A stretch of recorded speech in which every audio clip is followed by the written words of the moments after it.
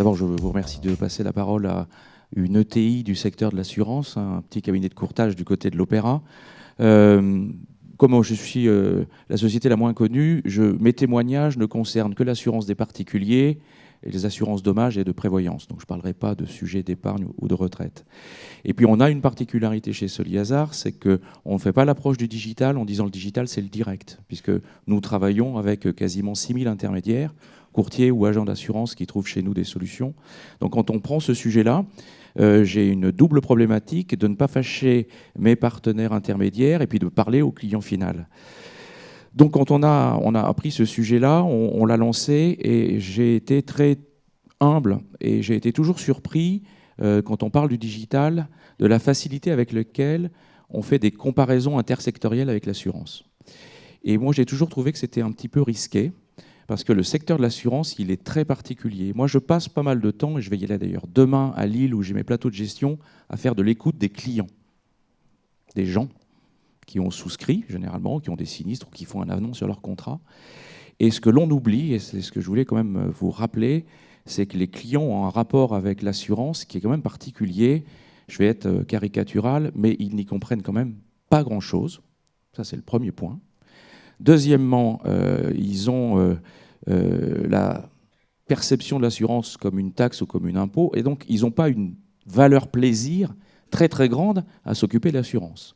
Donc de dire on va tout digitaliser pour que les clients viennent en courant, il y a des secteurs où c'est particulièrement vrai, puisque le client, il va naturellement, ça lui fait plaisir. Quand il s'agit d'acheter une assurance habitation ou une assurance auto, c'est forcément plus compliqué. Puis les fréquences d'utilisation. On n'achète pas une assurance automobile tous les jours, généralement quand on change de voiture. On achète encore moins souvent une assurance habitation. Donc ils n'ont pas les réflexes. Donc à partir de là, je pense que la comparaison intersectorielle n'est pas raison. Deuxièmement, quand on parle d'assurance, on a en France un ventilateur réglementaire qui est extraordinaire. Alors on peut le critiquer, mais en tout cas, c'est quand même une barrière à la digitalisation, à l'innovation. Je prends un tout petit exemple. Je pense que vous avez tous sur votre moto ou sur votre voiture un petit papier vert. Hein, vous voyez, nous, on prônerait pour la digitalisation de la carte verte. C'est pas très compliqué. Technologiquement, tout est possible. Mais donc, vous voyez que c'est pas facile. Puis, dernier point, quand je me pose la question de la digitalisation avec les intermédiaires et leurs clients, c'est quoi les mouvements de vie? Bon, ils souscrivent, ils cherchent le prix, ils regardent pas trop les garanties.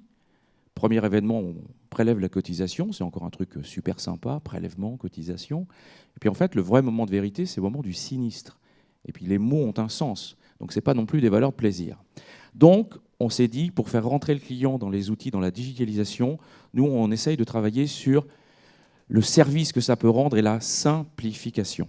Alors la bonne nouvelle, c'est que finalement, et les intermédiaires et les clients finaux sont plus matures qu'on l'imagine. Je vais vous donner 3 exemples. On a mis en place, avec les intermédiaires et leurs clients, la signature électronique.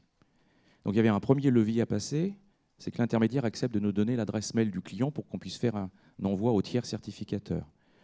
Il y a quelques années, les intermédiaires étaient très réticents à donner les données clients à leur assureur ou au courtier grossiste. Là, ça accélère. Tout simplement parce que le client, ça, il a des usages et il préfère, pour certains, pas tous, recevoir du numérique que du papier.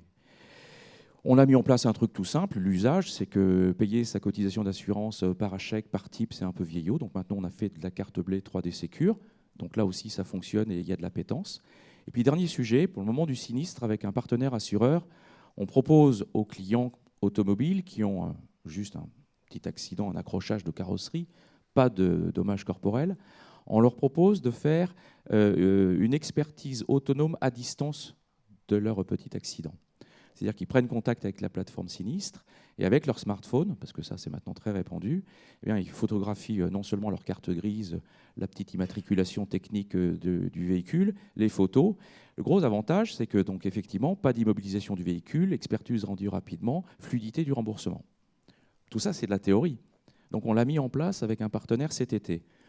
Alors modestement, je vais vous donner des chiffres qui vont vous faire sourire parce qu'on est une petite maison. Nous, on a eu 385 sinistres dans la période. Et j'ai demandé, mais combien ont utilisé l'expertise autonome à distance? 35. Je ne sais pas si c'est bien ou si c'est mal, c'est un fait. Donc j'ai dit, bon, ça fait à peine 10%, j'étais un peu déçu. Bon, je connais les chiffres, donc j'ai creusé un tout petit peu, puis je leur ai dit, mais combien de clients étaient éligibles? Parce qu'ils ne sont pas tous éligibles. Et finalement, il y en avait un petit peu plus de 200. Donc on s'aperçoit qu'on est presque à 15-20% dès le premier mois. Donc moi je dis simplement là, quand on rend un vrai service d'usage et de simplification, et les clients finaux et les intermédiaires accrochent vite sur le digital.